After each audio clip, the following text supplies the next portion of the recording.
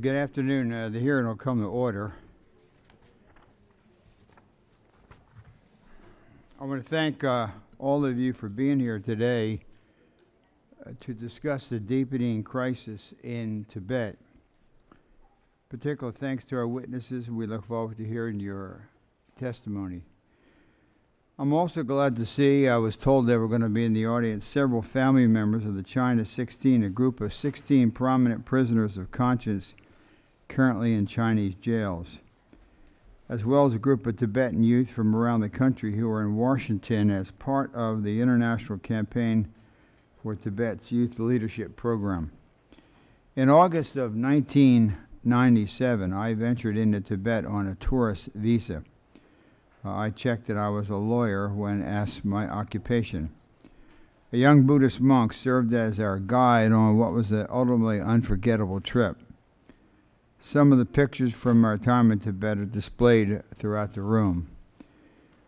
What I found confirmed what I already believed to be true, the grave human rights situation facing the Tibetan people, which has only got worse since I was there in 1997.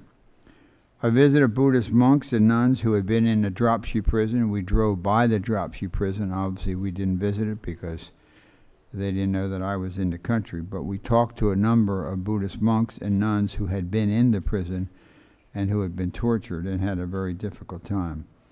I met frightened Tibetans who were quietly showed me their forbidden photos of the Dalai Lama.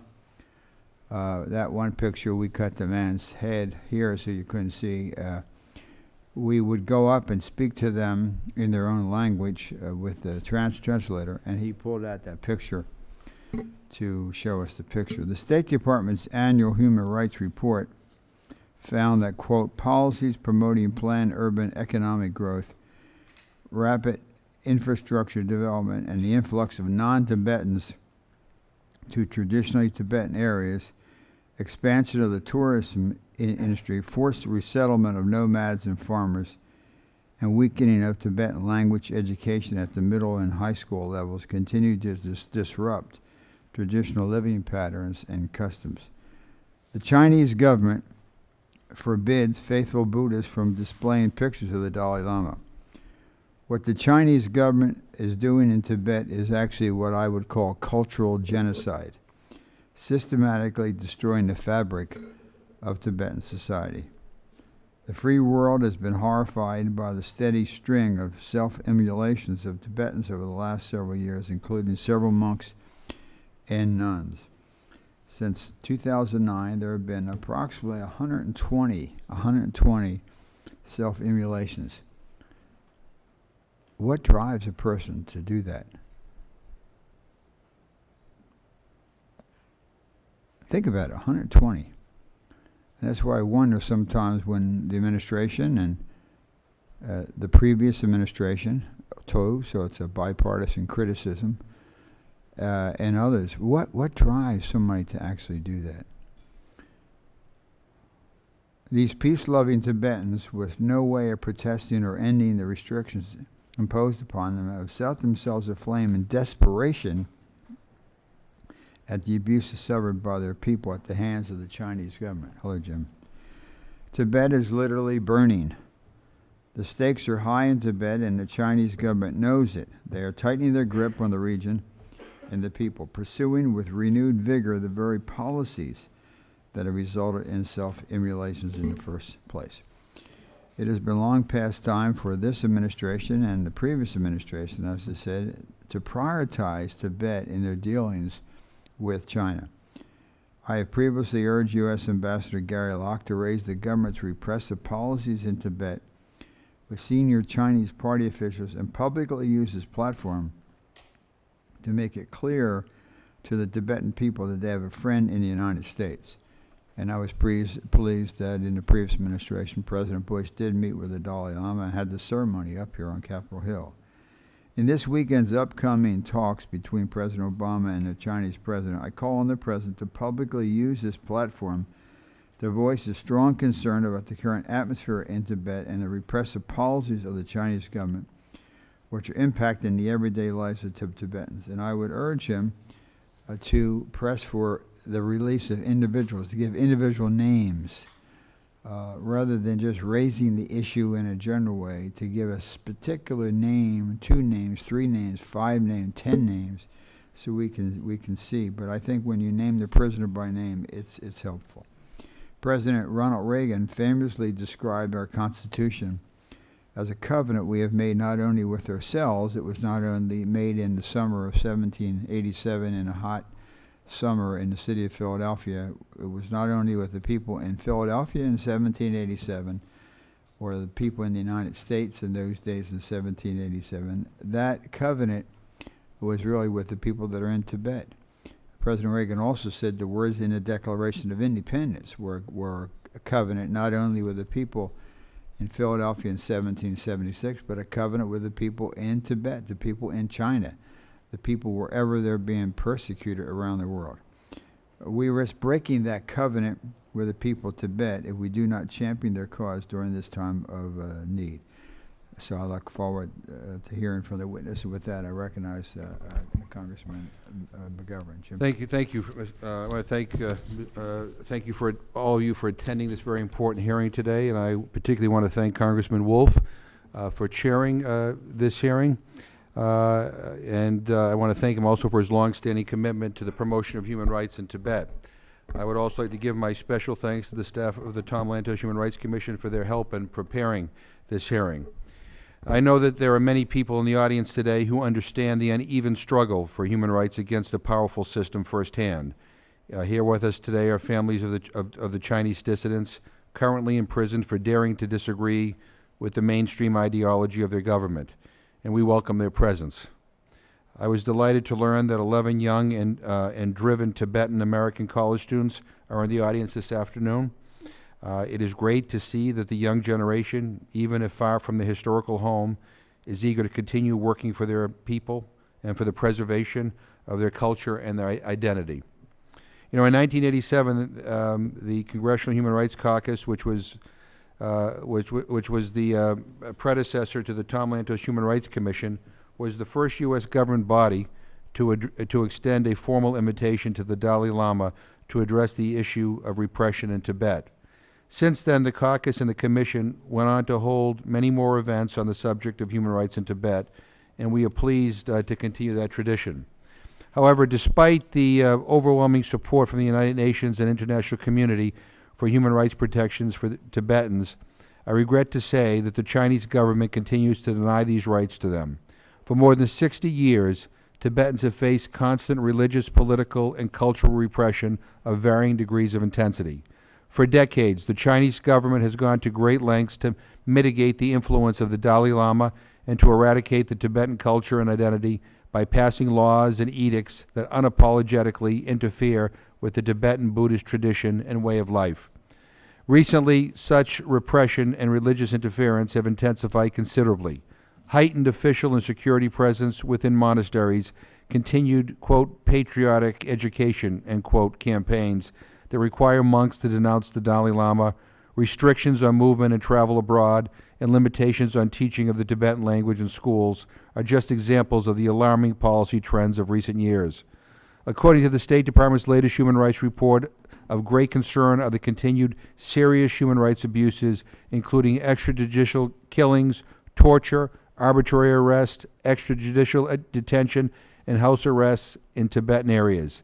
In this vein, the Congressional Executive Commission on China has obtained records of 626 Tibetan political prisoners and detainees, the vast majority apprehended following the social disturbances of 2008. Human rights groups believe that the actual number of Tibetan political prisoners is in fact much higher. As a response to this dire human rights situation, and in order to bring attention to the Tibetans' desperation, grief, and helplessness in the face of China's draconian policies, Tibetans have begun committing self-immolations. Since February 2009, a reported 118 Tibetans inside China have set fire to themselves.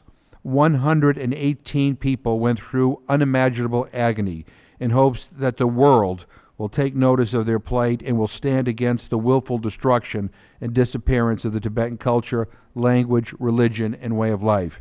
In response to the rising number of self-immolations Instead of critically evaluating its own policies, China's leaders chose to blame the Dalai Lama, Tibetan separatists, foreign groups, and other alleged instigators for inciting restiveness in Tibetan areas and encouraging self-immolations. Rather than recognizing that such a desperate and extreme form of protest requires dialogue and reconciliation, the Chinese government has increased the level of repression of Tibetans through unlawful detention, abuse, torture, and enforced disappearances. In the spirit of continued repressions, the PRC recently imposed a grid system on the Tibetan territories, which ensures close surveillance over Tibetans by dividing their neighborhoods and communities into smaller units, each with several administrative and security staff. Under the guise of the so-called social stability maintenance policy, the grid system is characterized by egregious violations of privacy, very high levels of police presence, and an overall atmosphere of intimidation. Such continued crackdown with no apparent consideration by authorities of alternatives to dealing with the growing dissatisfactions in Tibet signals the Chinese government's lack of intention to accommodate Tibetans' aspirations for greater autonomy. This approach, however, contradicts China's own interests in building a harmonious society in which the interests of all citizens are preserved. The integrity of China as a people's republic inevitably suffers when it mistreats and disenfranchises its ethnic and religious minorities, or force them to blend into a mainstream that is alien and destructive to their very identity. Historical evidence, empirical research, and common sense suggest that forced assimilation will never lead to lasting peace, but will continuously perpetrate individual and collective anguish. And this is why, echoing the words of the former Special Coordinator for Tibetan Issues, Maria Otero, I call upon the Chinese government to reevaluate its policy toward Tibet, to permit Tibetans to express their grievances freely, publicly, peacefully, and without fear of retribution, to allow journalists, diplomats, and other observers unrestricted access to China's Tibetan areas, and importantly, to engage in dialogue with those who represent the voice of the Tibetan people without preconditions. I sincerely hope that one day soon we will see a peaceful political solution, and I also hope that someday soon the Dalai Lama and about 150,000 other Tibetans around the world will have the ability to return safely to their land. Today we are privileged to hear from individuals who have profound knowledge of the human rights situation in the Tibetan Autonomous Region and other Tibetan areas. I thank you all for the work that you do, for your unwavering commitment, and for your passion with which you fight for human rights in Tibet, and I look forward to hearing your testimony. And again, I want to thank my co-chair, Frank Wolf, for his leadership on this issue. Thank you, Jim, very much. Our first panel will be Ms. Charlotte Oldham Moore, Senior Advisor, Office of the Undersecretary of State for Civilian Security, Democracy, and Human Rights. Thank you, Mr. Chairman, for holding this hearing and for the Commission's sustained concern about Tibetan issues over many years. I'm particularly grateful to you, to Chairman McGovern, Co-Chairman McGovern, to your incredibly capable staffs, and to the late Tom Lantos himself, who played a critical role in U.S. foreign policy on this issue, including the passage of the Tibet Policy Act of 2002. I appreciate the opportunity to outline for the Commission the Department's view on the situation in Tibet today. As you both know or are aware, Tibetans continue to face severe repression in China. Under the banner of maintaining social stability, the Chinese government engages in harsh repression of Tibetans' distinct religious, cultural, and linguistic heritage. They do this by strictly curtailing the civil rights of Tibetans, including their rights for freedom of expression, association, movement, and religion. The Chinese government also routinely vilifies the Dalai Lama and has blamed him for the more than 100 known self-immolations by Tibetan laypersons, monks, and nuns since 2009. Today, I want to discuss the administration's goals towards Tibet. They include promoting a substantive, results-oriented dialogue between the Chinese government and the Dalai Lama or his representatives, and also helping to sustain Tibetans' distinct religious, linguistic, and cultural identity. Dialogue between the Chinese government and the Dalai Lama or his representatives is an important U.S. foreign policy objective. The administration at all levels has urged the Chinese government to engage in dialogue with the Dalai Lama or his representatives without preconditions. This includes the President, the Secretary, the Assistant Secretary for Democracy, Rights, and Labor, the Assistant Secretary for East Asia and Pacific, the Undersecretary for Civilian Security, the Ambassador for Religious Freedom, and the U.S. Ambassador to China, Gary Locke. We remind the Chinese government that the vast majority of Tibetans advocate nonviolent solutions to Tibetan issues, and also that they want genuine autonomy, not independence, not sovereignty, and that we consider Tibet to be a part of the People's Republic of China. The Dalai, as you know, Chairman Wolf, because you've been there and anyone who's been there knows this, the Dalai Lama's views are widely reflected within Tibetan society and command the respect of the vast majority of Tibetans. The U.S. government believes that the Dalai Lama can be a constructive partner for China. His consistent advocacy for nonviolence is an important factor in reaching a lasting solution. The Dalai Lama has said repeatedly and clearly, and no doubt he said it to you personally, that he does not seek sovereignty or independence for Tibet. Instead, he has said that he seeks for China to preserve Tibetan culture, religion, and its fragile environment through genuine autonomy for its people.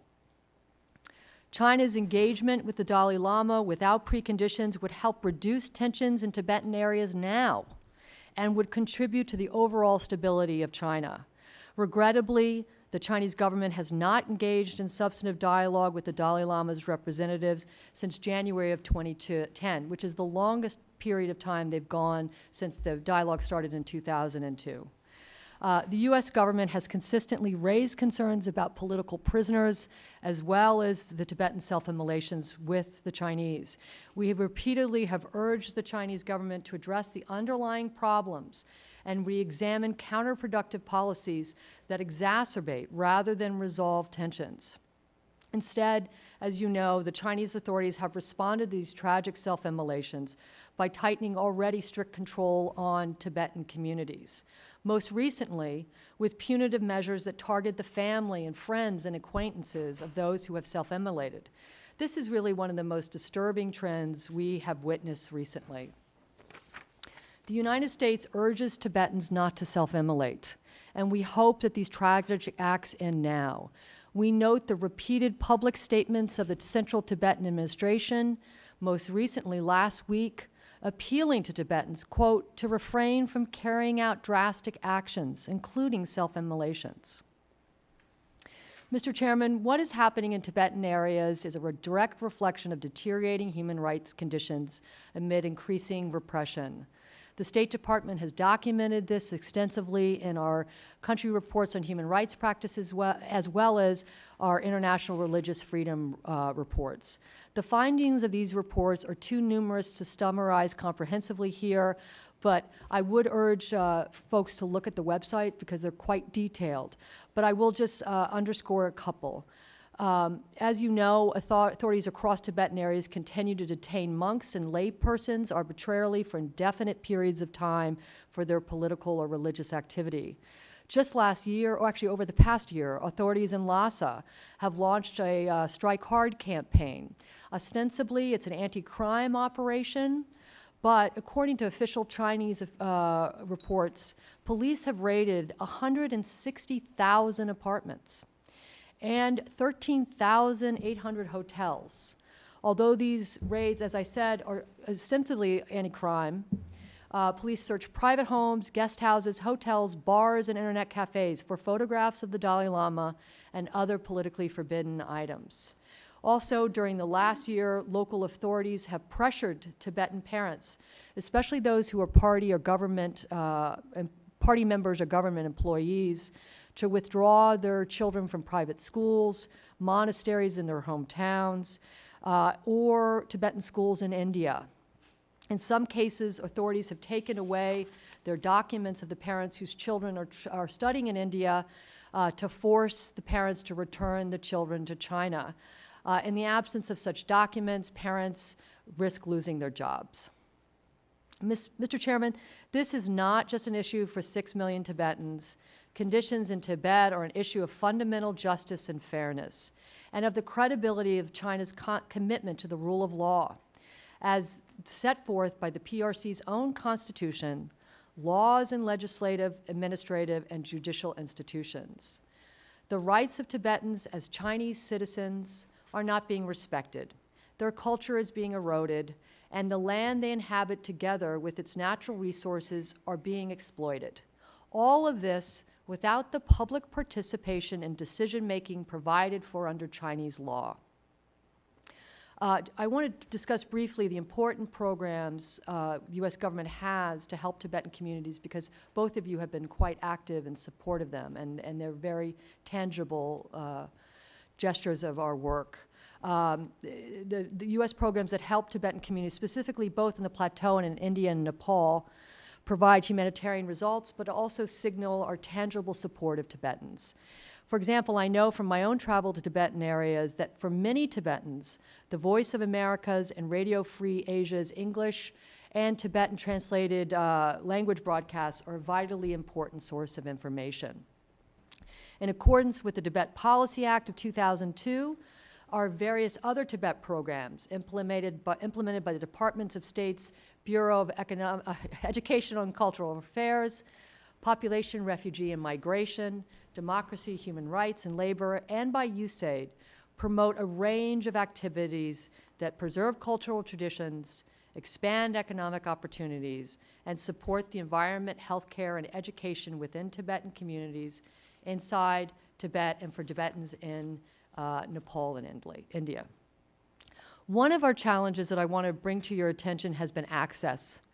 China has denied multiple U.S. government requests for diplomatic access to the Tibet Autonomous Region since the last official U.S. visit to the area in May 2011. The Chinese occasionally bar U.S. diplomatic personnel from visiting Tibetan areas outside the TAR for which permission is required, but also routinely bars U.S. diplomats from visiting other Tibetan areas where such permission is not required.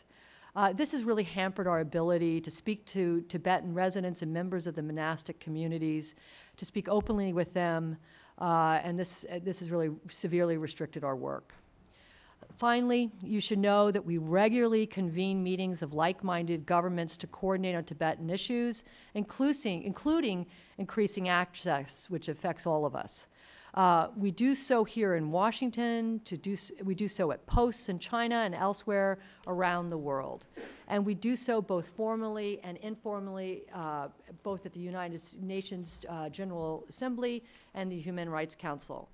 And we will continue to do so. Thank you again, Mr. Chairman, for holding this timely hearing, and I look forward to your questions. Thank you very much. I just have one or two, and then I'm going to go to Mr. McGovern. You're not the special coordinator. You're in the office. When is the special coordinator? Who will the special coordinator be? Are there names circulating?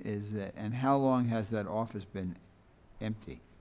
The Undersecretary, Special Coordinator, who was Undersecretary Otero, departed, went into personal life in January. Appointing a special coordinator is a priority for the administration, ensuring continuity in our Tibet policy. Traditionally, the Tibet coordinator has sat within the Office of the Undersecretary for Civilian Security because of that broad reach over population. Under that is the Bureaus of Population, Refugee, Migration, DRL, and it's a good place for it to sit. So that we don't yet have a nominee for the Undersecretary for Civilian Security, but I anticipate one will be named soon. Have you asked the Tibetan community here in the United States who they think would be a good person to be there? I'm not privy to do that. That would be the White House that would reach out to kind of vet nominees. I think the fact that there hasn't been somebody in there for the last 4 months does send a signal, and not a very good signal. Also, and as Jim was talking, some thoughts triggered in my mind. You know, every monastery has a public security police that monitor. It'd be like in your church or synagogue, you would have the FBI stationed there. Also, have you been to Lhasa? I have not been allowed to go to Lhasa, but I have gone to Tibetan areas in Sichuan and and Yunnan, but I have not had the privilege of going to Lhasa. So has Gary Locke been able to go to Lhasa? I believe we have not been able to get access, visit to Lhasa. We made 11 requests, and they've all been denied. Could I ask you if you could ask the White House before this weekend if they would make a request to the Chinese president? They're meeting, Saturday? I guess Saturday and Sunday. If there could be a opportunity either for Gary Locke or somebody from the White House or you to visit Lhasa and Yes, visit sir. to Tibet. We have, just to restate, we have made numerous requests. But It I hasn't think been if a the lack of president interest. turns to the president of China and says, Right. we're going to ask you this question, that we're going to ask you, will you allow somebody to go? I think that would be helpful. I'm not saying visit Dropsy prison, but just to be able to go there and walk around. You wouldn't see everything because you would but you would just get a feel, and the word would go through to the Tibetan community that somebody from the United States government, from the Obama administration, had been there.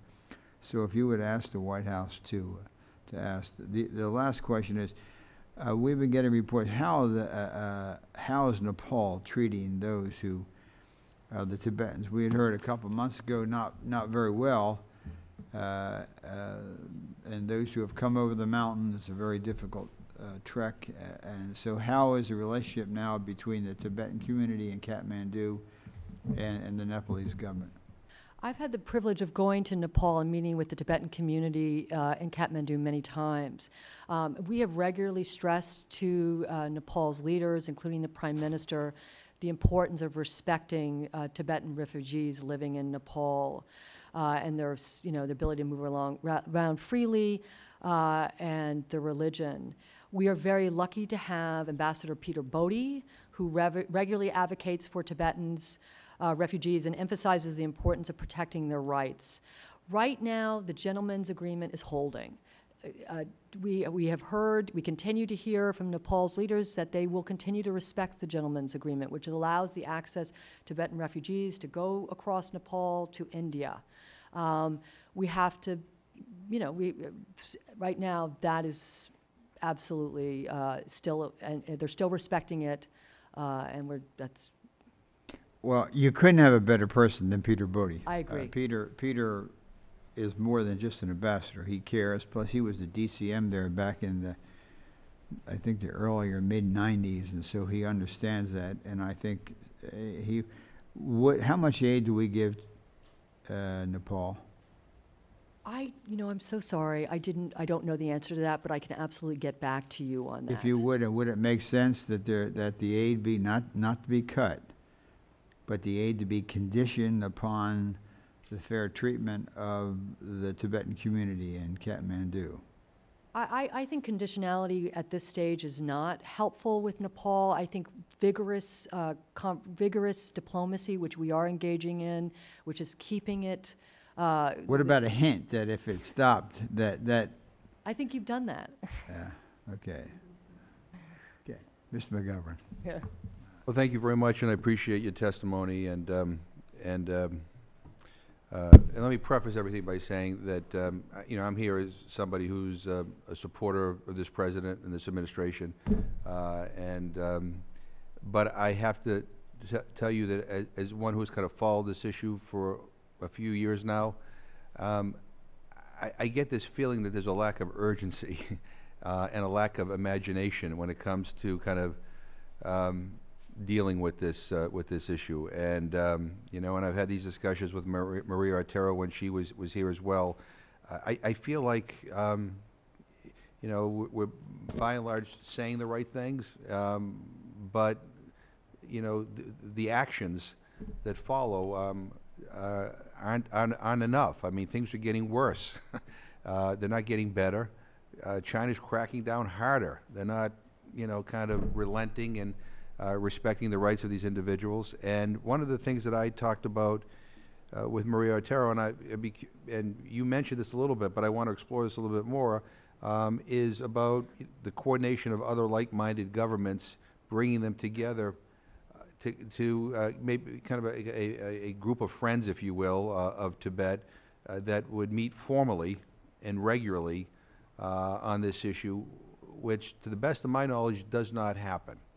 Am I right on? I mean, I know people talk to one another, but I'm talking about kind of a formal coordination, a formal group that will meet, that will highlight the status of human rights and political rights in Tibet, as a way to remind the government of China that the world is not going away on this issue. And even if it was a yearly conference in which like-minded countries would come together, and formally and publicly address some of these issues and how to deal with them, I think that would be very, very helpful at this point. And I just don't feel this kind of like sense of urgency. And I know everybody's sympathetic, but I really think it's time to think a little bit out of the box on this. And I'd be curious to get your reaction. It's an important question. I will say, because I participate in a lot of these, we do meet regularly, coordinate regularly with our like-minded countries at post in Beijing, in Washington, in other capitals. We do these meetings. We do have regular conversations about Chinese human rights and particularly and Tibetan, the deteriorating situation in Tibet. I will take back your suggestion. I think it's a very interesting one. I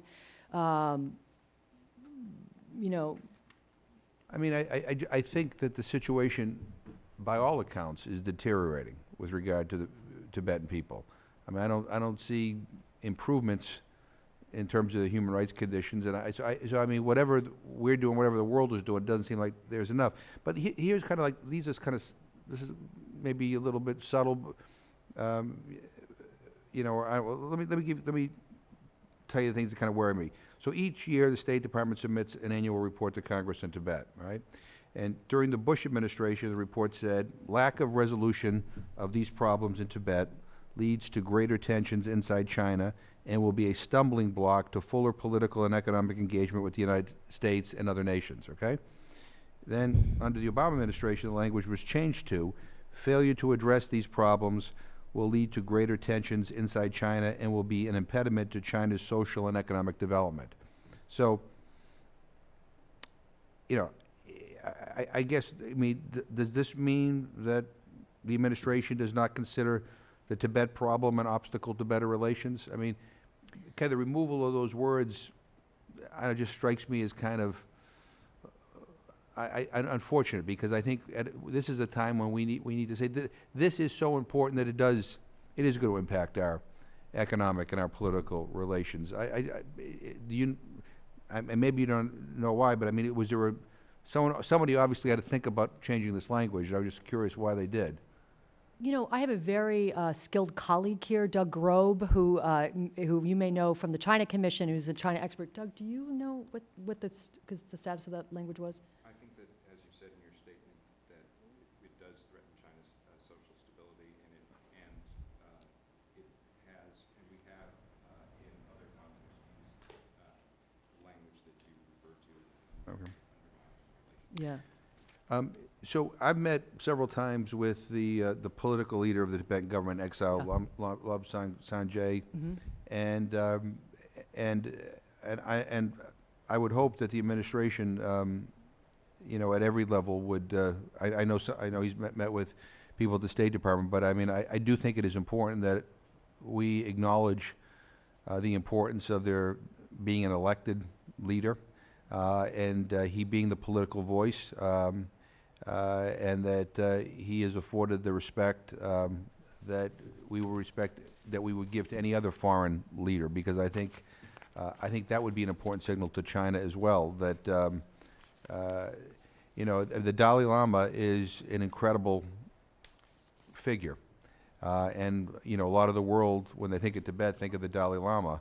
But I'm also thinking of, you know, 10, 20, 30, 40 years down the road, that when kind of this powerful face of Tibet is no longer with us, that I want to make sure that the attention doesn't all of a sudden lapse. And that's why I think it's important that kind of, to the extent that we can develop a more formal and strong relationship with the political leader of the Tibetan government in exile, I think that would be very, very important. This is a very, very important point because, as we all know, as you know, this is a historical opportunity for China to resolve the Tibetan question in perpetuity with a constructive dialogue with His Holiness.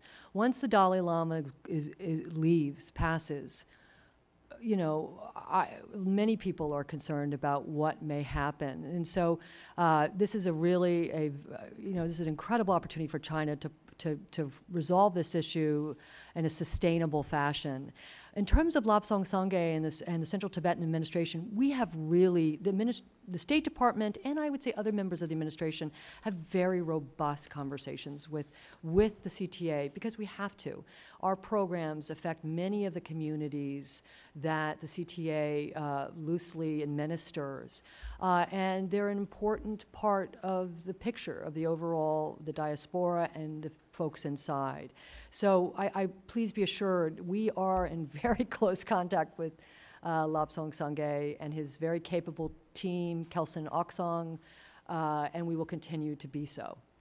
Let me just say finally, look, I appreciate the work that you're all doing, and I'm not asking these questions to be critical. I'm trying to think out loud about what more we can do to try to call attention to the terrible situation that the Tibetan people are dealing with, and how we can move China to a more reasonable position. And I just think we got to figure out a way to step it up, because I just don't. I think what we're doing is not enough. It's not working, and you know, and whether it is a more formal, coordinated effort by like-minded countries to meet on a regular basis to assess the progress or lack thereof. But we need to make it very clear to the Chinese government that this issue is not going away, and that this not only matters to their internal, stability and their social and economic development, but it has a very direct impact on their long-term relationship with us. I mean, I just think we could do one. I expect the president will raise this issue, and I hope he raises the issues that Mr. Wolf outlined in his questions. But I think we need to be thinking out of the box. We need a more imaginative policy here. And again, that's not to criticize anything anybody's done. It's just, the more I've been learning about this issue, the more I've been talking to people, the more I realize that this has to move up the list, and we need to think a little bit differently, because I mean, as I said in the beginning, I mean, things are getting worse. So in any event, I thank you very much for your testimony. I thank you for the work you're doing, and look forward to working with the administration. I just want to say, sir, I don't take anything you're saying as criticism. Oh, I know. I take it as someone who deeply cares and sincerely cares about the issue. So I really appreciate your input, and I appreciate Chairman Wolf's longstanding input. Your work is really important. And I appreciate, I know you care very deeply about this issue too. So, but it's just, sometimes when people like me start thinking out loud, it's basically telling you what you're not doing.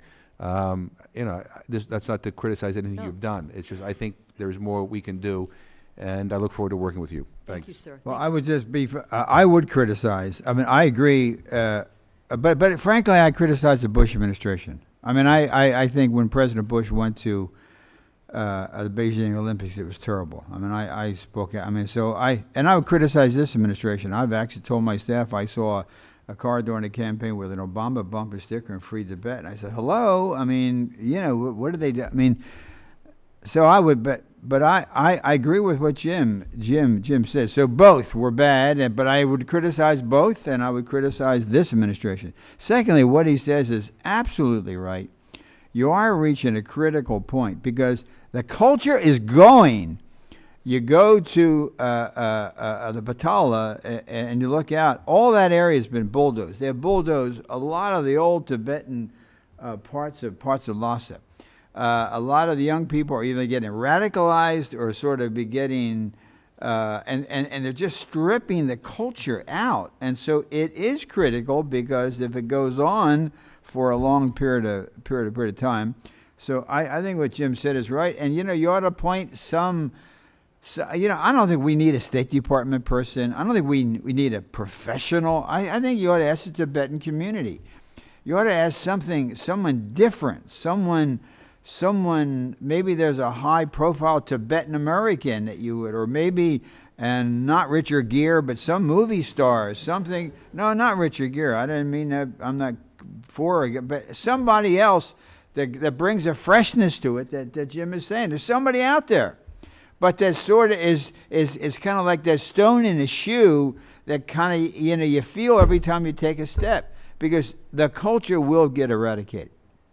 And frankly, if there's anybody here from Nepal, if Nepal doesn't cooperate, and Peter Bodhi, I'm a great fan of Peter. I'd urge you, Jim, to go and I don't know if you've been to Kathmandu, but it's an incredible play, and Peter really is a good person. But if they were to go back to where they were, I would vote to cut off aid to Nepal. And they've had some problems in their own government, they're going. But Jim is right. You got to do something really bold and different, because nothing the Bush administration did has worked, and nothing the Obama administration has done has worked. So if you did what Jim said, to try something, is there some put a person in, like I had made a recommendation for the special coordinator, but the special envoy for Sudan to be a former Senator Feingold. Well, if there's a former Feingold type person who was here, who's no longer there, or somebody, but I really think you have to, because you are seeing the eradication of the culture. Also, you're right. VOA is important. They didn't know what I did, but we would talk to people. One cab driver told me everything he knew about what was going on was from me. And so there has been some thought of cutting that service, and that is the one thing that kind of gets in there. But I was second to what Mr. McGovern said. Try to do something, and I know you personally care about it, so nothing is not criticism, but try to do something bold. Call up the Dalai Lama, or call up the new civilian leadership. Say, who do you think would be a adequate or unusual, or somebody like that? And I think you will find someone who will just always be out there speaking. And lastly, I really urge, I hope I read Sunday's New York Times or Monday's New York Times or Post, that the president raised this issue publicly, not privately. Because, it's kind of like when you were running for office, I had people help me. Privately, they were for me, but publicly, they didn't want to be identified with me. Like there was in those days, if you give $100, your name had to go down in the FEC report. But if you gave $99, it didn't. And I had a lot of $99 contributions. I wanted $100 to stand with me. So the president should publicly say something and stand with the Tibetan people. And I think that would really, as he raised it privately, but as he raised it publicly, would really be a good thing. Those people who are always with me privately, I always wanted to have it both ways. That's a good point. You got it. Anyway, thank you for your testimony. Thank you, sir. The next panel will be panel 2. Will be Ms. Sophie Richardson, China Director, Human Rights Watch, who I appreciate all the great work she does on these issues, and Mr. Buchung Sering, Vice President for Special Programs, the International Campaign for Tibet, and then Ms. Sirling Key, Tibetan writer, blogger, analyst, and relative of a self-immolator.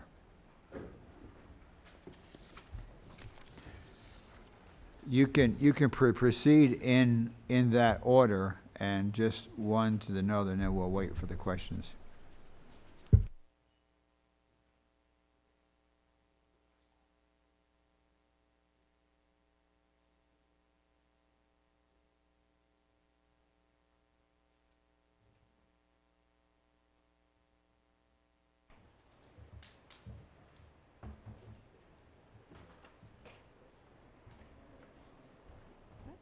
Great. Thank you very much, Mr. Wolf, Mr. McGovern, for having this hearing this afternoon. I think without members like you who are so devoted to these issues, I think our communities would be at a real loss. I also wanted to particularly thank you for the letter that you spearheaded in December to the administration, which I think put people a little bit on notice that they needed to answer for some of their policies and practices. I understood my task today to give you a broad brush setting of the current human rights situation inside the country. It's true that some of the abuses in Tibet now, as you've noted, are quite common across China. Those include arbitrary detention and disappearances, torture, the absence of due process, and restrictions on some of the most basic rights, including belief, assembly, expression, and association. I wanted to take a few minutes this afternoon to highlight 2 or 3 different problems that we think are either unique to Tibet, or relatively unique to Tibet, or particularly acute now.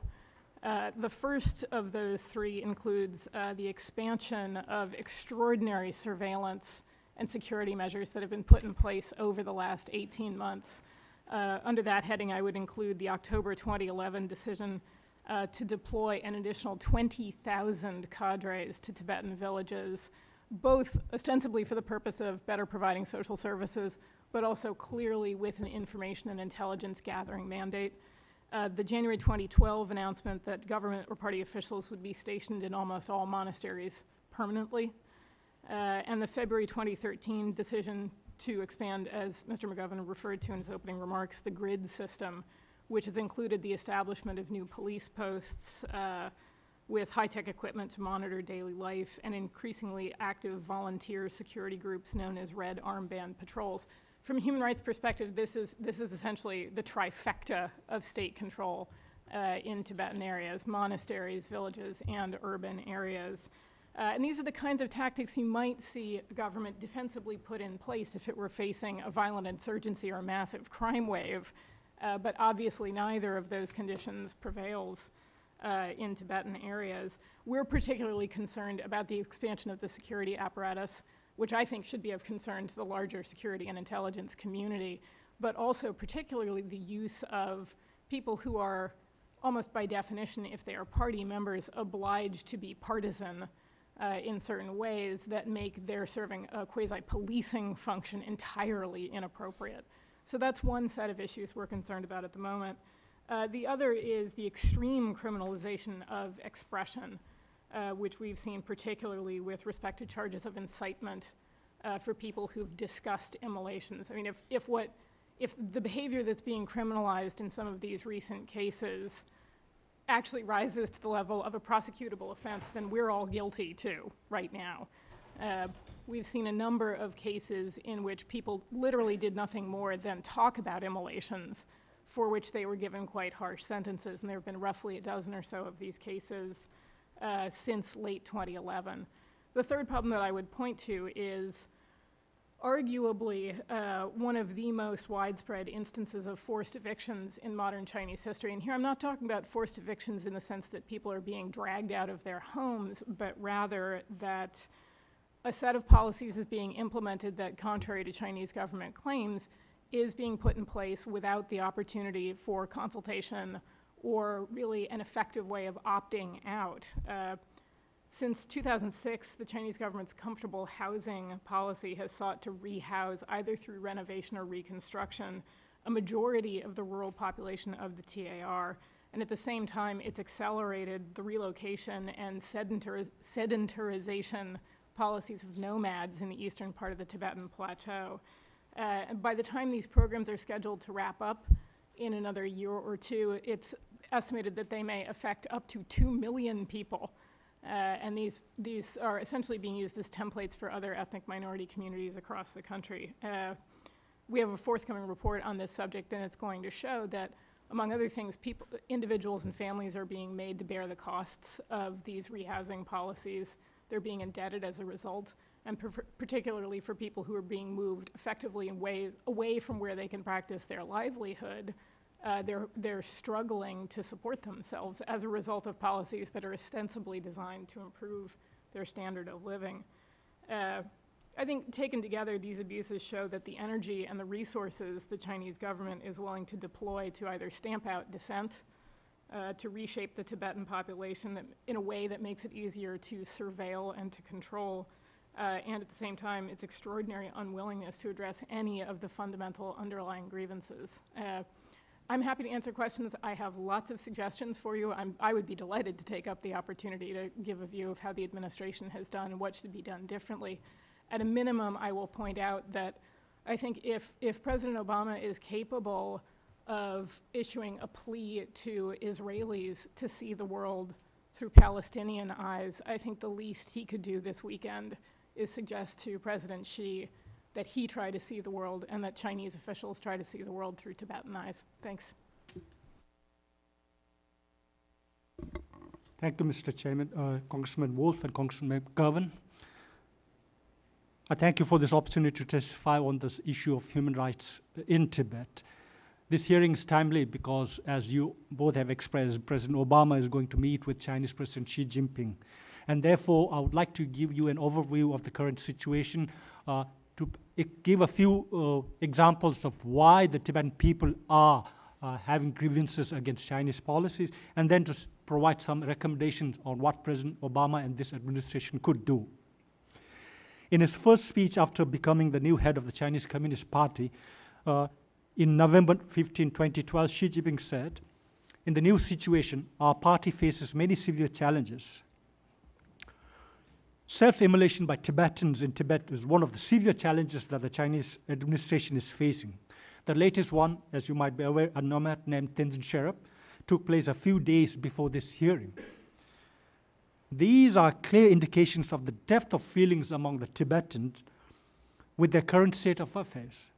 China's hope that the issue will fade away as a result of a combination of threats, suppression, and increased control is not happening.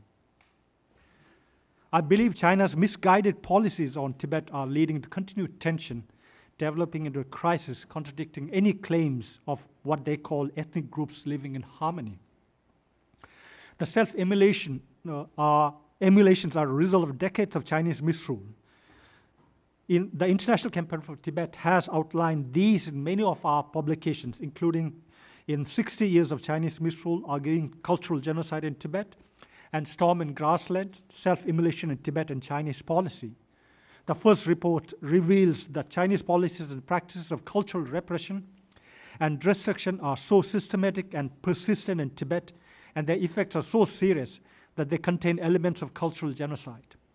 The second report shows that the Chinese government has responded to Tibetan self-immolations by intensifying the military buildup and policies and approaches that are the root causes of the self-immolations in the first place.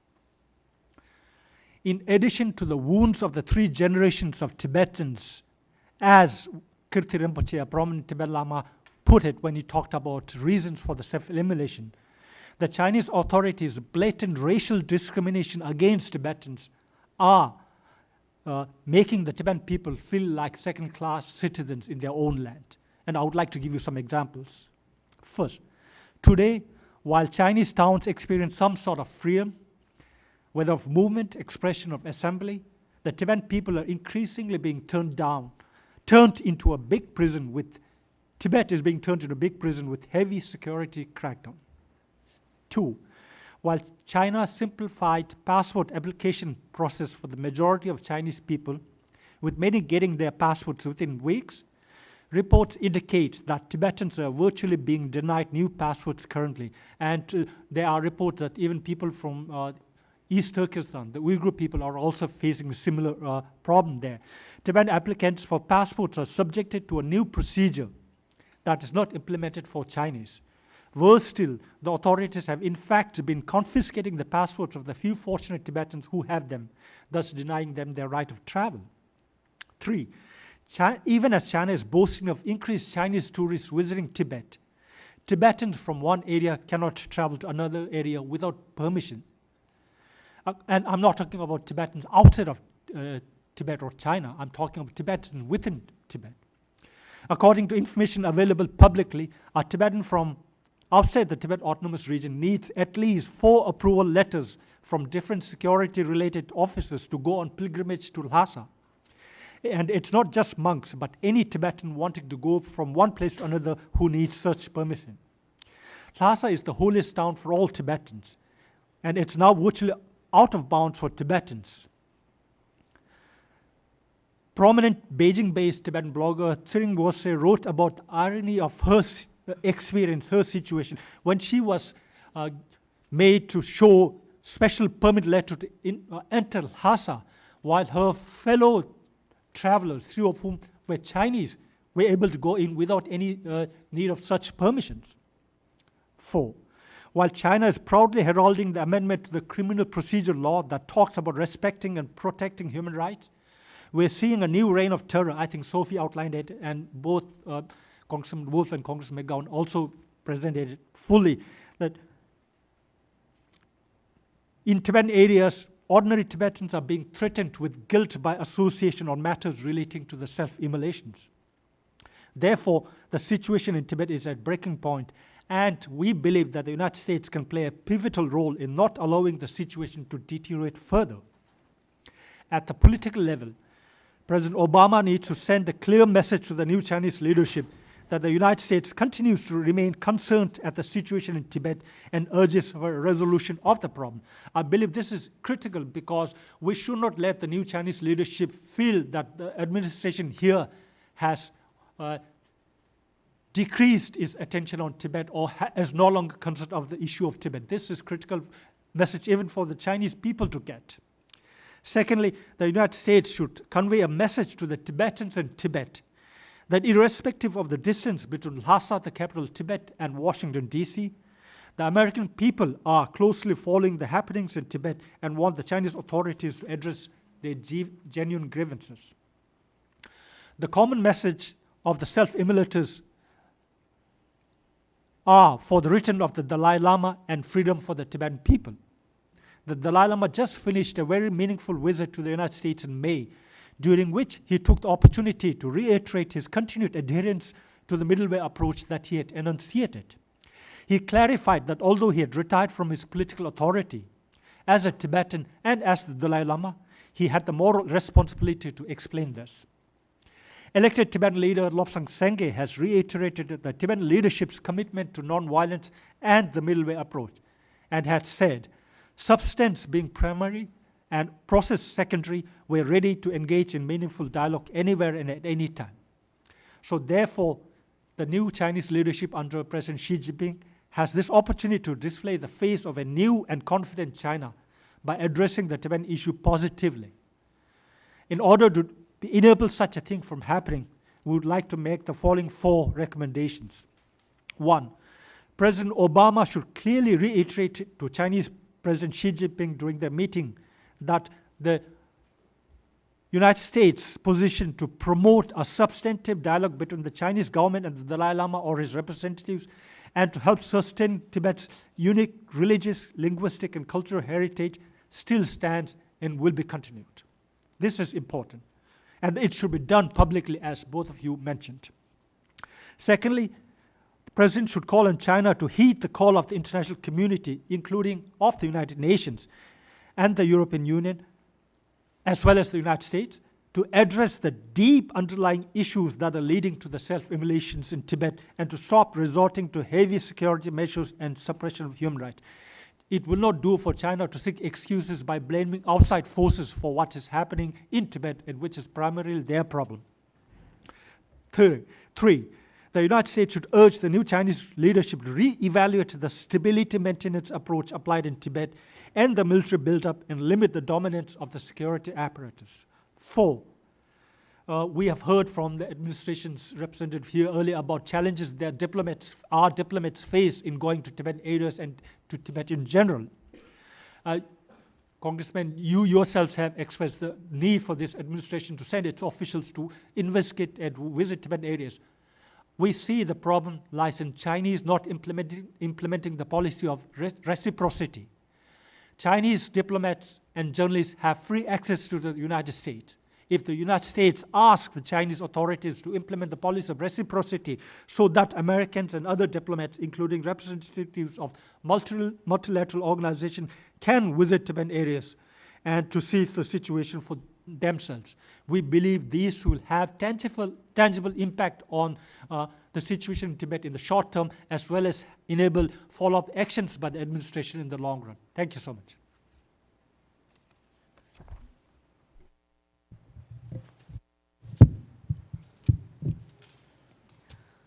Tama tashtela shuyin ani thoma telata nga rani rangli mesha tongkheng ge nangmi chigin bi chane rangli mesha tong goya ge 20 ta ani rangli mesha tong goya ge girim te chu ta shuya ge chi lengen ta ani thopthang chimbu chi yare sam ge du ti ching ge ani tira kokam nawandela kwaden chi shuyin. I thank you for the opportunity to speak here today. I thank you for the opportunity to speak here today. I am the aunt and relative of one Tibetan who self-immolated in Tibet to protest against the Chinese government, and I feel a great responsibility to share my thoughts with you. Nge chau chran ta shi na ta lo ni shi cha ni ma shi ro yo ma re ani ko shida ni wa ge che chigni ge ning khara ani rali me sha tan che ta kunde tong si shin yo re 지금 랑리 메셔 동 고야 다 지금 김센 다 아니 지금 망부 지 수슈 용디 갑텔라 다 토마텔라 가랑 치랑 자시디 나메 녀자 젠다 아니 지 든디네 차롱 쇼와 마인 바제 니니 냠도 루제 파트 김상 참텐 요사다 지 초와다 든디 강가 메사 약부치니 차롱 쇼와 이즈 쉰도주. I first want to share that my nephew Tsering Tashi, who self-immolated, was only 22 years old. He is the son of my brother Dugar Kyap, who is a man of high regard in his community. Ours is a very close-knit family, and we don't have any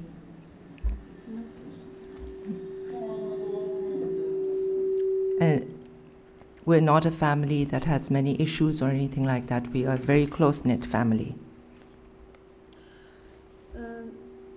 단다란 주주 통야겠다 단다 냠버데나 디스치니 데라이나 단다 텐소니 데 소디디 제샤 간디 자고 삼솔람나 남진 제치 서고 바다 미데 소고 카샤디디 갑라 랄리 메셔 가리체 땅레 안코 니마딜라 강가 가리 체레 콜라 지금 남미 간디 요아레 코 심감 탕탕 요아레 라 소바가 카샤 mambu 지 지용디 갑라 니 냠버데 주제 니 주솔란 제샤 자니 토스.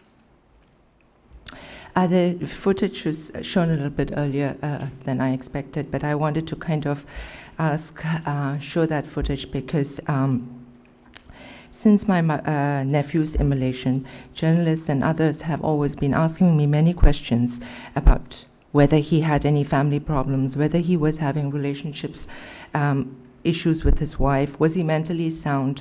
And such questions make the self-immolation seem as if it is an outcome of some recent development or because of some direction from others. But as a family member of a Tibetan self-immolator, I want to say the act of self-immolation is not a game.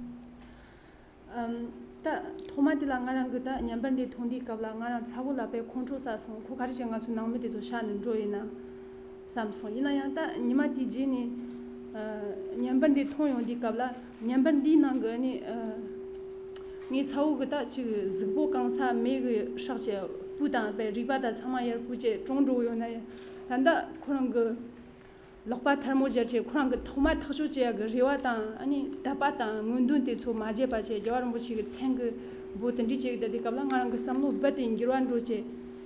Samlu nang po nang po me de chu yor mu che ta pa che ta ta rang la long chu cha go ya ge samlu pet che ga tin di chu. Prior to seeing this footage, I was filled with anger upon hearing of my nephew's self-immolation. I wondered why my nephew would neglect his parents and his wife by doing this. 'But after seeing this, my perspective changed. You have just seen it also. This image of a man burning second by second and amidst excruciating pain, bringing his arms forward to fold his hands in reverence, to utter the name of His Holiness the Dalai Lama. The strength of this pure and sincere reverence for the Dalai Lama was something that even I had not completely understood. I think this video itself answers a lot of questions that people have.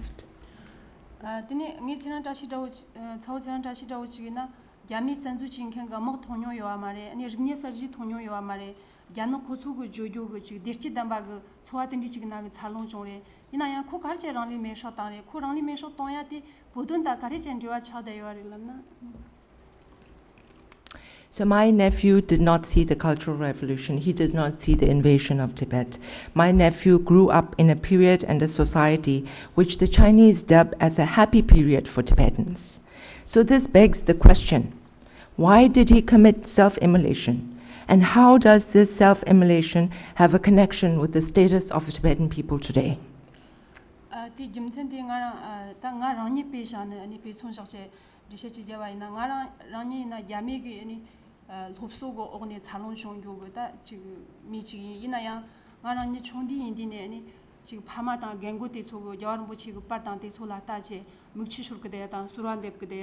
Dene chunchun indine yachi chichi ge dendi gomba late ani chawa de su khamanya ba dendi na mogmi phun chimbo ta ani terkha ngondun ani thopcha la dodi kaptela poi ran jawa ina ani lega marga ya la so ba dene chi chowa ke ta khanti chi ge gane ina ya ta po ni cha manjawa si chi yo yo ne su mang bu chi ngarang ge simna la chi na cha da dendi ngala su chi ge po rang ga go are yawan bu chi po la pheb go la lam ne shu ma nyu su chi ge shu ma nyu ina ya ngarani lo chi zhe ge gane ani phama da nangmi thopcha chama sha che ya ga la ni ma ni sab den la kang ba je che kyap chu la yong yi de ge den ji ge sam lo tong da nga da chau ni cha chi pa shi kyang chi de yo. I will explain with an example based on myself. I grew up under the Chinese party system. Nobody told me His Holiness should come to Tibet or Tibet needs His Holiness the Dalai Lama. But I have seen my parents and elders praying before an old portrait of His Holiness the Dalai Lama and shedding tears. I have seen their resentment against the Chinese. I have seen the slow destruction of our landscape and culture. I know the feeling of not being able to voice any dissent. I know that the situation is different for Tibetans and Chinese people inside Tibet. I know there will be no job opportunities after studying Tibetan in school. Because of these reasons and more, at the age of 16, I left my dearest parents and walked 27 days across the Himalayas to exile just to see the Dalai Lama and get an education. I know my nephew Tsiring Tashi felt these same feelings and more.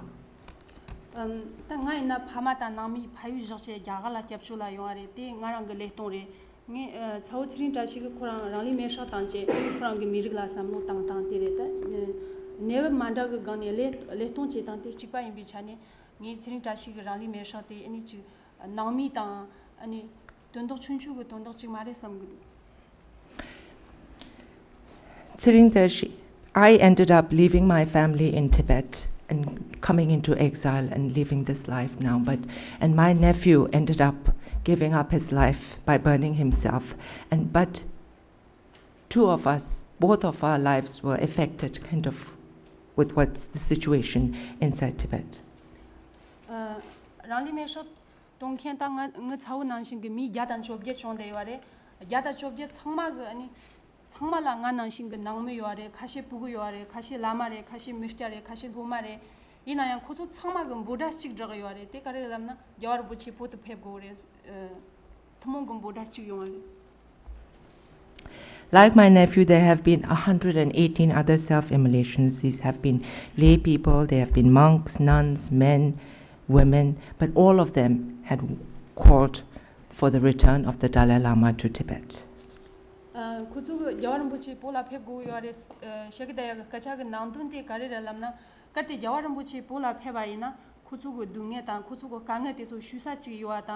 아니 고소라 지금 덕보 매주고 다 지금 김상 지금 나 덕보 요야 그 리와 던디 지금 얘기 요아래 띠긴 거니 고소 그 겨울 보지 수 패고야 돼 고소 그단 노바당 문둔 상마 차대요. They believe that if the Dalai Lama returns, only then will there be somebody who will listen to their grievances, that there will be somebody who will take care of their home.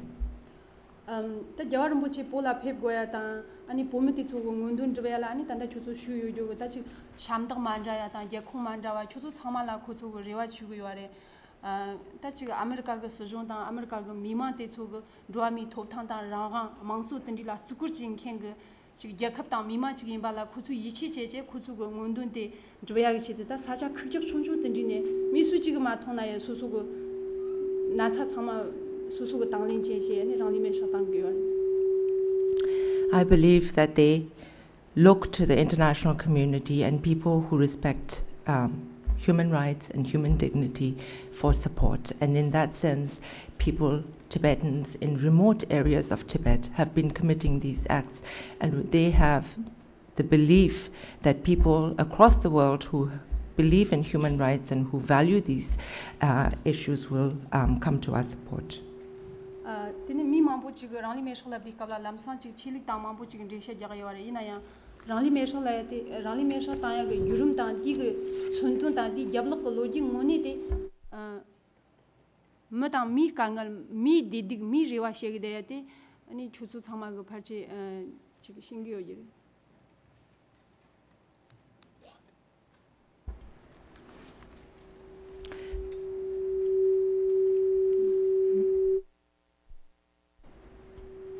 I feel the international community, and in particular the United States, can help change the plight of the Tibetan people, and these are listening to their voices as other human beings, as same as us, who are different, living in a different part of the world, but who are similar to us in their needs and in their hopes and in their aspirations.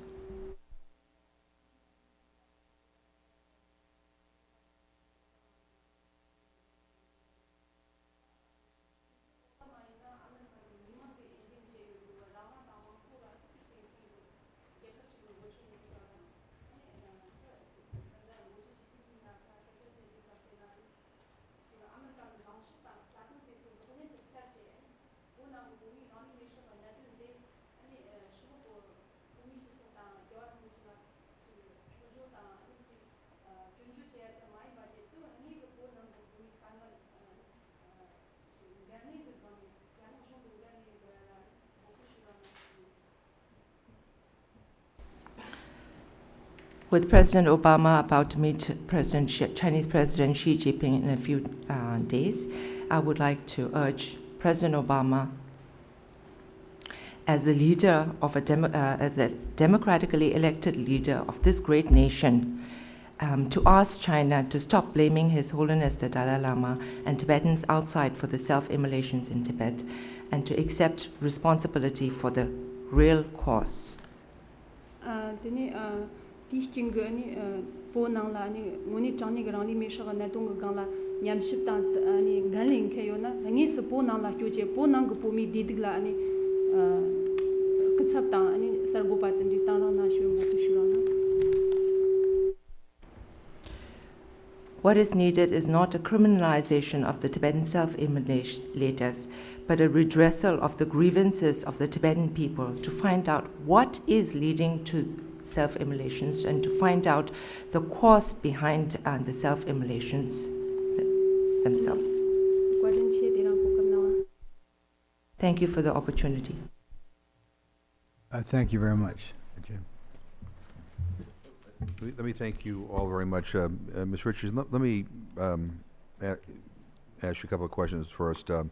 And human rights groups have said that Tibet is virtually off limits to foreigners, and the State Department mentioned that all, I think, 10 of its requests to get into Tibet, into the Tibet autonomous region last year were denied.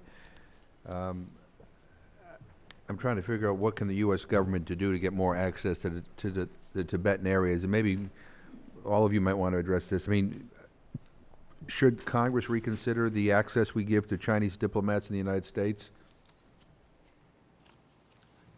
Whoever, yeah. So, Yeah, I don't know that the U.S. limiting Chinese diplomats' access here is necessarily the right answer. That, to me, just seems to sort of compound the problem in the first place. I would prefer to see, first of all, requests to go to Tibet made by a lot more administration officials, and particularly cabinet members. Certainly there are many cabinet members traveling to Beijing these days and to other parts of China. I think that should be a standard request they're all making. And I think there should be a very public tally and discussion of the fact that all of those requests are denied. I think that could potentially lead to a little bit more willingness to tolerate lower level visits, or at least better access to Tibetan areas outside the TAR. Okay. I've been struck by the number of governments who in the last couple of years have effectively started aid projects in the TAR, not necessarily because they were overwhelming developmental priorities for them, but literally on the belief that it would give them better grounds for visiting. And for some of them, that's worked. For some of them, it hasn't. Siri? If I may, Congressman, I think the United States administration can certainly push on this principle of reciprocity that I had mentioned earlier. I don't know how it can be applied in practice, but that is something, if the Chinese authorities are made clear that if they want access to the United States, then they ought to give access to the United States in a similar way. Secondly, even though I agree with Sophie in saying that the United States shouldn't retaliate by denying access to Chinese officials, diplomats, etc. But I think the United States can certainly be more firm in giving who it gives access to Chinese officials. Lately, we have seen Chinese officials who come here to the United States to propagandize about Tibet. They do their unhindered over here, spread this message, take it back to China. They spread that propaganda in China as if people in the United States are changing their policies on Tibet, so that the Chinese people are given a wrong message. So there, if the United States can, it should not allow those people who are directly responsible for the misdeeds in Tibet to be coming here to spread their propaganda. Ms. Richards, you had another? Butang has reminded me of an important point that the Obama administration issued an executive order about visas and visa access for people from other countries who are thought, and particularly officials who are thought to have been, who are essentially credibly alleged to have been involved in serious human rights abuses. Right. It's a sort of a broader version of the Leahy Law. And that I like a lot. That I think is a very effective we passed the Magnitsky Act with regard to Russian officials who were guilty of human rights violations, and clearly the people who are implementing this policy against the Tibetan people, I think a case could be made, are in fact human rights violators. Yeah, look, I mean, the U.S. is perfectly capable of doing this even absent an executive order. Right. Visas are discretionary by definition, but it would be interesting to know if the necessary information has even been compiled of, for example, prefectural and above level officials from the TAR or Tibetan areas where there have been serious problems of abuse. Right. To use when people apply for visas to come here. I don't know, Ms. Kiner, whether you wanted to add anything. Okay, let me ask you. I'm just looking at. I'm thinking aloud here. I'm just looking at trying to find ways that we can, move kind of our goals forward here.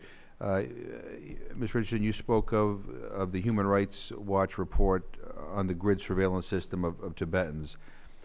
Does the government apply this system in eastern Chinese cities? And if not, are there grounds for raising this practice at the UN under the Convention of Racial Discrimination?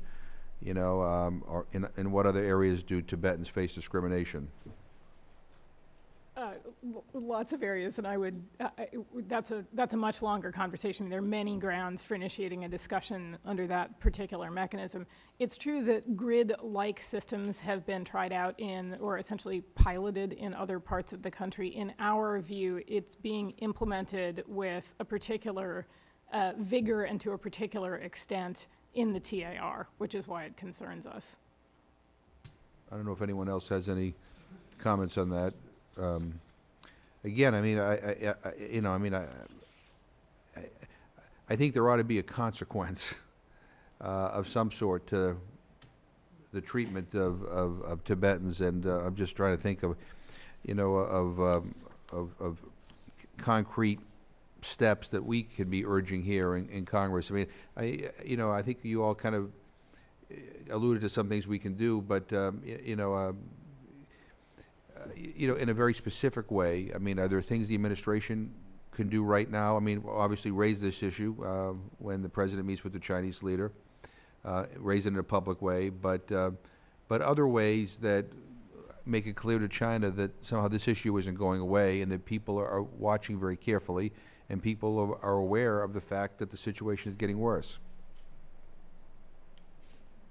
I think some of the issues were already raised here that would be helpful in promoting such an objective. One is at the political level, again, that this administration needs to send a clear public message reiterating its policy to support the Tibetan people's aspirations in the way it has been outlined, as I said in the statement. The United States' position is to promote the Tibetan people's linguistic, religious, and cultural heritage. Secondly, the United States policy is to encourage dialogue between the Chinese government and the Tibetan leadership to resolve the issue of Tibet. So this new Chinese leadership needs to be made clear publicly that the United States is going to do that, and then to follow up action on this. Well, let me ask you, would the re-engagement between the Chinese government and the Dalai Lama, in your opinion, be sufficient to stop the self-immolations?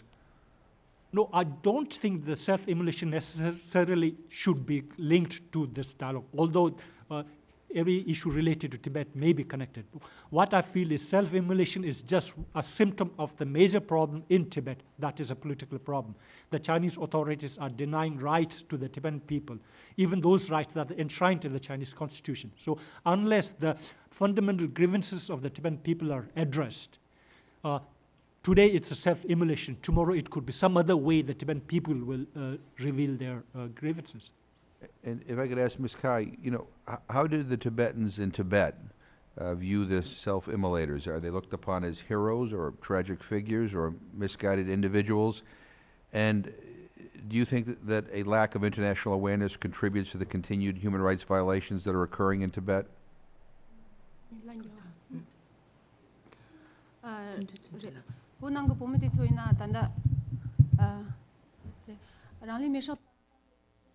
Ari chigi dulam na ne sacha jamba thana thagrimbo nyima chigla yonggo sa tenji ge mi tenji ge khada ta ne simso chi ge yongya ta mpe jathak tong choma bo nyamdon zumche holam kyorya ta dinji ge namban di ge kuzu ge kacha she thap ge wa mare ina yang kuzu ge kuzu ta rangli me shot tong ke ge damba ta rewa chikpa yimba ge namba shik chimbo chik chong ge war. In Tibetan areas, after the self-immolations, usually you see people from across the area, some walking for a day or two to come, gathering in hundreds and thousands to attend the funerals and to commiserate and be there, even though they can't voice their feelings, they show it in that way, which to me gives a sense of they believe in the same aspirations of those people who self-immolated.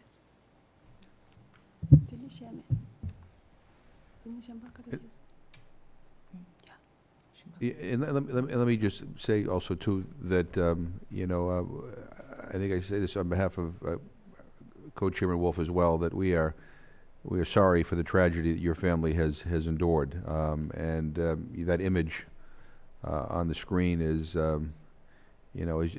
awful, and I think it points to the desperation and and the deep conviction that so many people have that things have to change, and that people's rights ought to be respected. And let me just ask one final question here.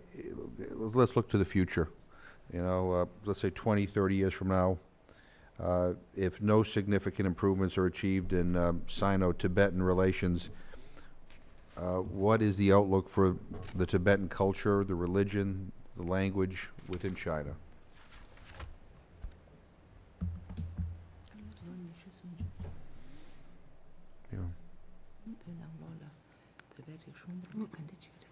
Tanda rangli mesha tonggoya ge jimsa zu chikde tanda kaik ta rigjon khurik chama nyam ro da jo de la ti chu gkhum me che ni rangli me sha tang de ta zachag lengu lam nan da chi zachag nam jip chi teng yo jon de shok chi ga tan da lo ni sim chi ga je ni bomi ge maung ba yanang jirwa man ro na ni ge nyen kha de thon che bomi de cho lo bur den den ji ga zachag lengu chi pe re sam ga.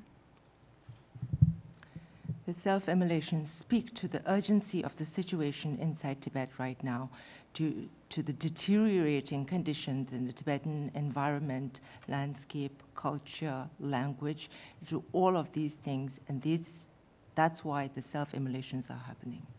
Ngandro ina ponang la yodi kabla kaik ta ani chu khurik ta tenji mampu chigla tanda tidi kapte la tenji jirwa chingro mena tanda ta pharta di kabla lo choose gna la batin jirwan ro che kaik ta te chu jaya ge pe sichi ta chama la jirwan ro chwa che tang go chama jirwan ro che pome te chu go do ta ani khuri ge gane pose ya te chena kale khapo cha de ya ge tenji ge ning kha chigla njir kre. Looking back to 10 years ago when I was in Tibet, at least there was a little bit of space to learn language and to do some things. But now in the last 10 years, there has been things changing so quickly that we have to, even inside Tibet, we have to go to search for pockets where it is still Tibetan. Ani tanda jongo ngaju zansho po jongo gumi lam la roya ta ani pome mambo chigeta sho ta ya ta ni ton jela yar lang go ya ta denji jumsen chama te ani pok kaik ta ani khurik chama nyam ro de ya ti je ne ani ranga ta denji thumna po se ya tin samsa me ju chigla nyin kha te thong je ani ne chunde chama hop de gang la ta debe lo choose gna la chong re sam gu. So since the past, the exiled Tibetan government and His Holiness have are urging for the middle way approach.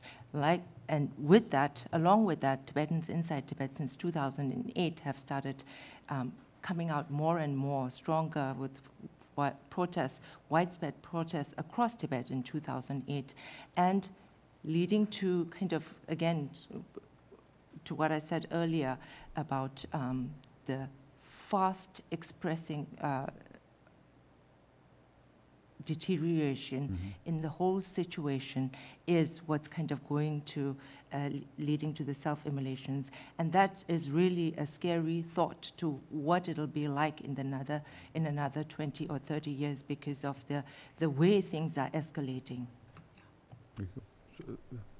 If I may add, Congressman, I think on this, while we cannot forecast what might happen in 20 years to Tibetan culture if the Chinese authorities continue to implement its policy, one thing is sure, that things will not remain as it is. It will go from bad to worse. Having said that, what the United States can do in helping it is to implement its policy that I mentioned earlier about, to strengthen its policy about supporting the promotion of Tibetans' unique religious, linguistic, and cultural heritage. As Charlotte from the State Department said earlier, there are many programmatic areas where the United States is involved in helping the Tibetan people to promote and preserve the culture, the identity, and the way of life. In exile, the Tibetan leadership and the Tibetan community is being able to do that in a very open and concrete way. In Tibet, there are many other ways. So the embassy in Beijing could play a role, as it does in other countries, in trying to promote local communities to preserve their identity. Similarly, the State Department at the federal level could strengthen those programmatic areas so that Tibetan people can continue to be resilient under this current situation. So if you want. Yeah, I wanted to actually back up a little bit to your question about what the administration has done or could do differently or better. Look, I think since 2008, the Chinese government has opted to essentially double down on its strategies and its policies towards Tibet, not to recognize that they're failing. And frankly, I think even if anybody at a senior level felt they were failing, I think changing gears is unthinkable. To admit that they are wrong is I think just not one of the options from their perspective. And look, acknowledging that this is a tough issue for the U.S., it's been a tough issue for successive administrations.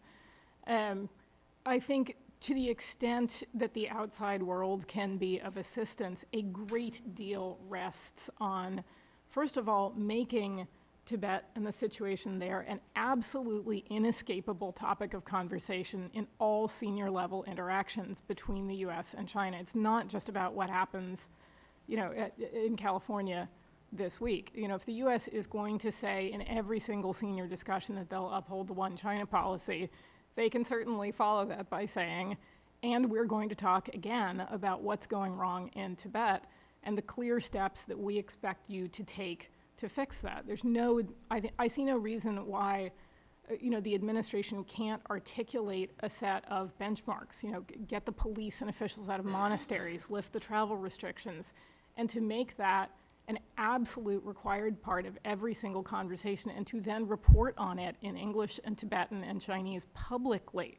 That's one very effective way to bring pressure to bear on Beijing. I don't think that's happened nearly as much as it should have since 2008, and I think that's part of the reason why we still are where we are, or in a worse place. Also, on the subject of international coordination, I don't dispute the facts as the State Department offered them up earlier. Certainly that degree of conversation and coordination takes place. We know many of the people who are involved in those discussions. They're extremely well informed about developments inside Tibet, but you know what? That's not the problem. The other step we need to see those governments take is to work in a coordinated, visible, international fashion. Having them all meet together in Beijing in ways that don't bring that kind of public pressure to bear, and frankly, by virtue of being so far below the radar screen, provide no succor or comfort to Tibetans, I think actually is somewhat self-defeating. I see no reason why, for example, at least a half dozen of these governments can't come together on a reasonably regular basis to do things like, invite briefings by the 5 or 6 UN special rapporteurs who asked for access to Tibet after the 2008 protests to report on, what developments salient to their portfolios have happened since that time. And look, if they want to extend an invitation to Chinese government representatives to participate in those discussions, that's fine too, but I see no reason why governments can't do that as a way of expressing concern. It's an important diplomatic gesture that does not rest on the cooperation of the Chinese government, and it should be pursued vigorously. Well, and I agree with you, and we tried to suggest that to the administration several months ago, and we suggested again. Look, I think we believe that the world needs to be more impatient on this issue, and that means not having quiet conversations, not with a wink and a nod. I think we need to have more public conversations and more coordinated efforts to figure out how to reverse this downward trend. And look, I'll just close by saying I hope that we're open to ideas and ways to push our government and other governments, but we feel very passionately about this issue, and we're not going to let it go away, and very much appreciate your testimony, Frank. Thank you, Jim. I have a couple of questions. Let me go through. One, I think what Ms. Richardson said is right. I think it will take the administration to almost be like Ronald Reagan insofar as he was with the Soviet Union, to always raise it. And everyone who goes over there to raise it. And for delegations from Congress to go over to Beijing and raise it and let it be on the list. Every time anybody, Republican R&D, would go to the Soviet Union during the 80s, they would always raise the cases. They just raised it, and they raised it, and finally the Soviets began to kind of move. And so I think it's going to really take that. Secondly, is tourism up or down into Tibet? How many tourists are they letting in? Therefore, while they were shutting it down, is tourism up, is tourism down in Tibet, in Lhasa? According to Chinese official reports, tourism is up, but they are, I think, referring to domestic tourists. Foreign tourists have been denied access for some time. So the Germans can't get there, the French can't get there, the Italians can't get there. There are no American groups going in there now. Have not been there for some time, but lately they have started opening up. But even now, there is no open access to Tibetan areas like they have in Like how many Pakistan. American groups and German groups and Italian groups have been able to go to Lhasa, say, in the last year? Or is that now taking place, or is it? At one time, it was a constant back and forth. Is it just shut down totally now, or is there a periodic? I have no idea how many American groups are able to go to Lhasa. Or German groups, or Italian groups, or who is visiting now? What nations are allowing the Chinese allowing tourists to come to Tibet? ho na labdi kabla khaptu ani mi thama gal hasa chipola ko deya gan dawdu tin di kabla ani lhasa dawina karte ani takro ta ina ye ko ju jano jong ko dik che sa ga sacha chungchu chiglan ru yo na ma shi chi po ko ngoni tani ga mangthula man roje po ga sacha ngoni thoya ta ne ta ngoni thoya ti kombo cha de yore ti ching ni ton ye ga lo ne chi cha ne ani yirko to chamba nyonyo re jangka si ji tin di da chong ma so. When you say Tibet, it sounds like you're talking about Lhasa and that region of Tibet. And there have been tourists going to Tibet over the years. And but even going to Lhasa doesn't constitute, you see, the real Tibet. Because understand the real that. Tibet No, is spread out across Tibet. But you go, as they come into Lhasa, they then. When we were there, we went out, far out. But I mean, there for a while they had cracked down. They were not allowing any groups in to Lhasa or anywhere. So I had heard that they were opening up now, and there were groups coming in from Italy and Germany, trekking groups, and I wondered if was that accurate or not. Chijana de jonje ga gane ji tindi je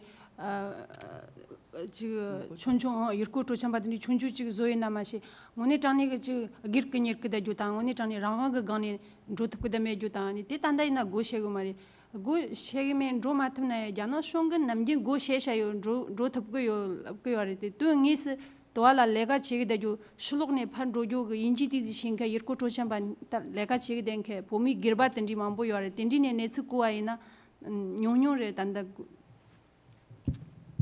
There are very few tourists who are able to get inside there. Sometimes when I have talked to local Tibetans who speak, who run small travel agency tour groups, and they say that there are very few who are able to come on their own these days. So we can, very little. I don't have numbers to give you, but. Secondly, Jim, a lot of the colleges that have invited the Dalai Lama are now being pressured by the Chinese. Many colleges have these Confucius institutes on the campus.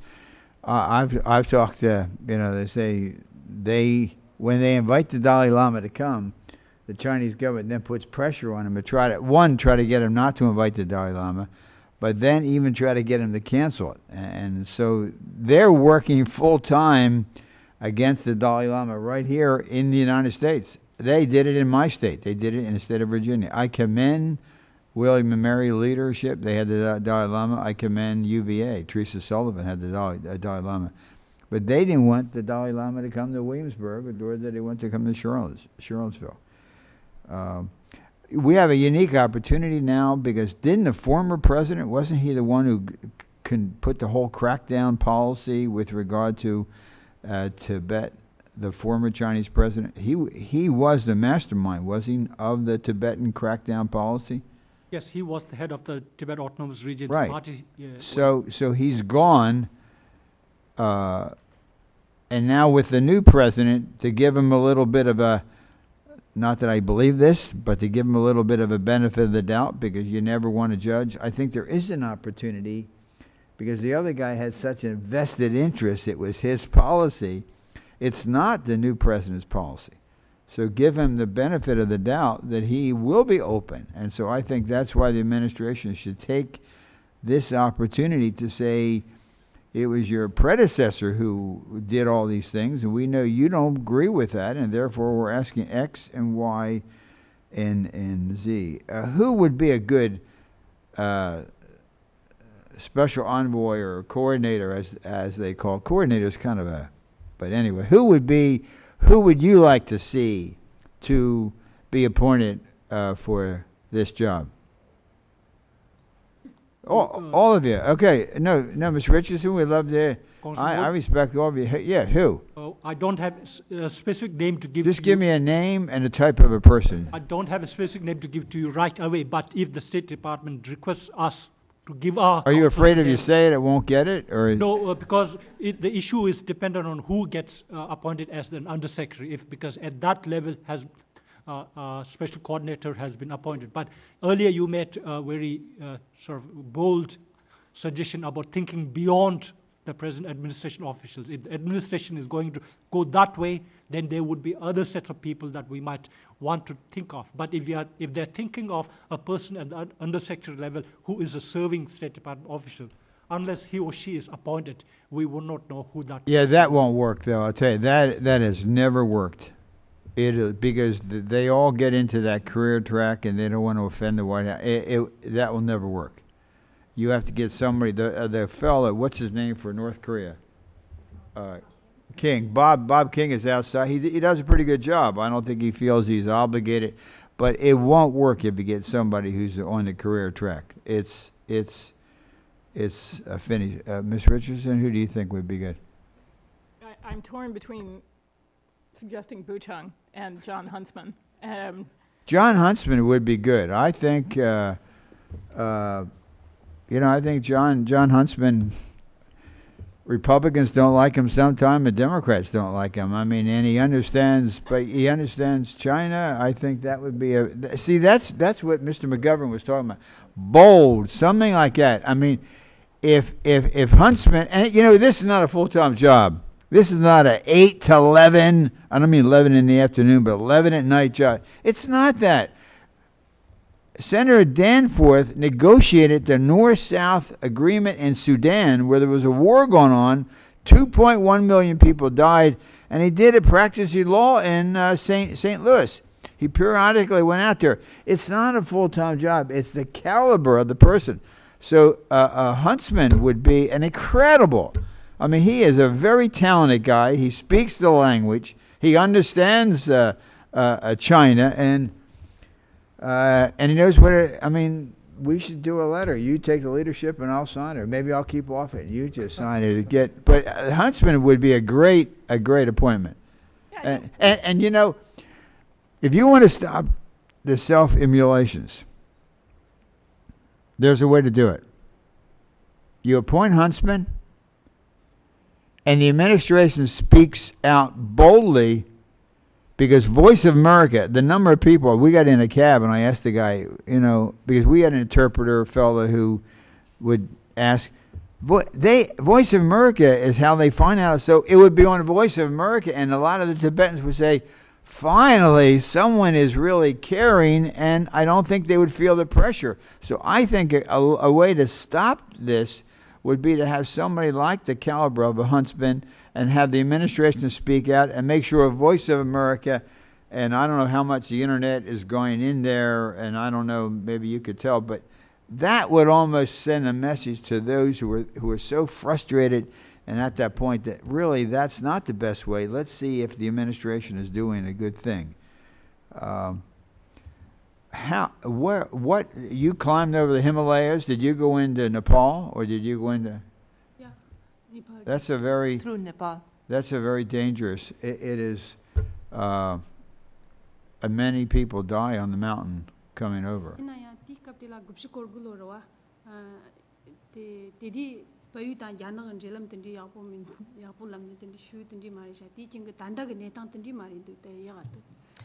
I was back in 1999 when things were a little easier in Nepal to come through. So the situation in Nepal wasn't then as it is now. So you can't come over now, can you? Because the Chinese police are stopping. Is it very hard to come over the mountains now into Kathmandu?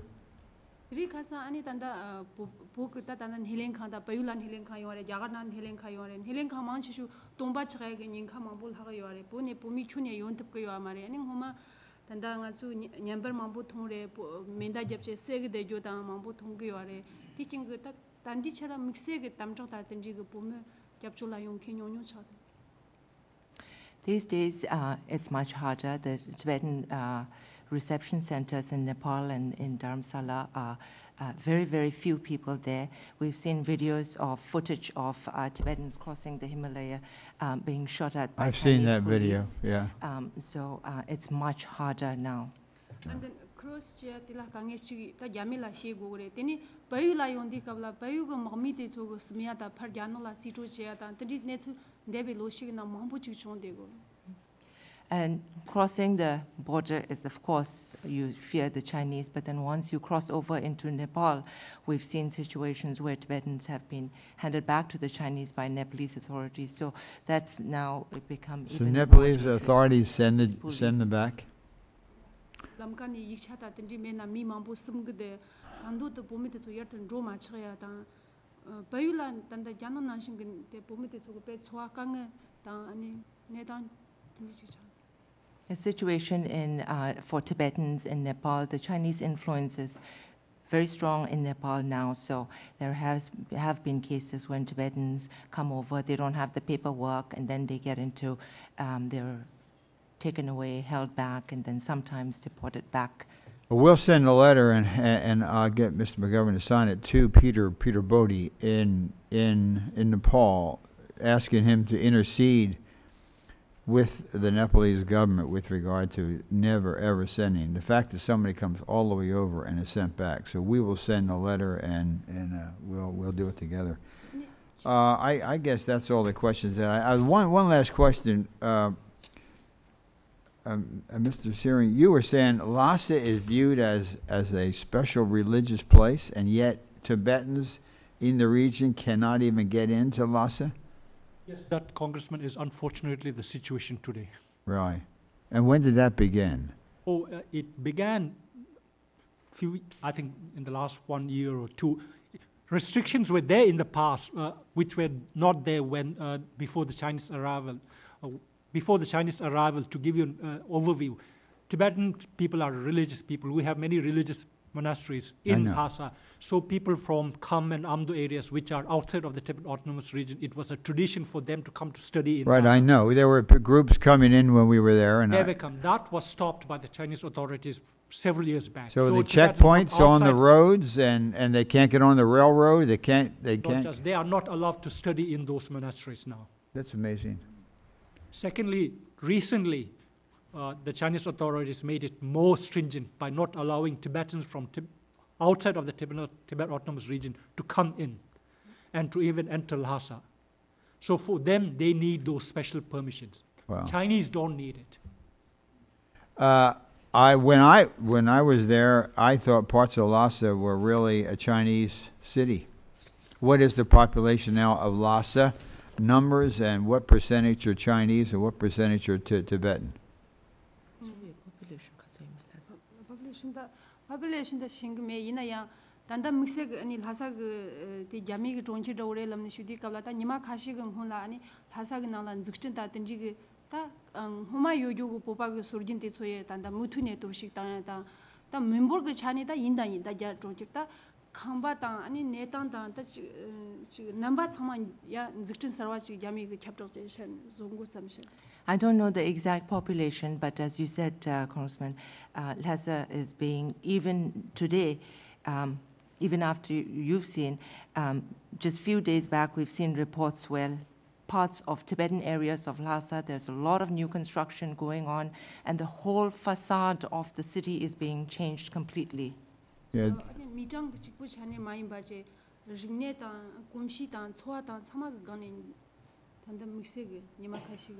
So it's not just in terms of population, Tibetans being overwhelmed by Chinese, but in terms of culture, language, everything, it's being completely changed. Okay. Well, I appreciate Mr. McGovern interest in this, and I appreciate the four of you. And if you have any other ideas or thoughts, let us know. With that, the hearing's adjourned.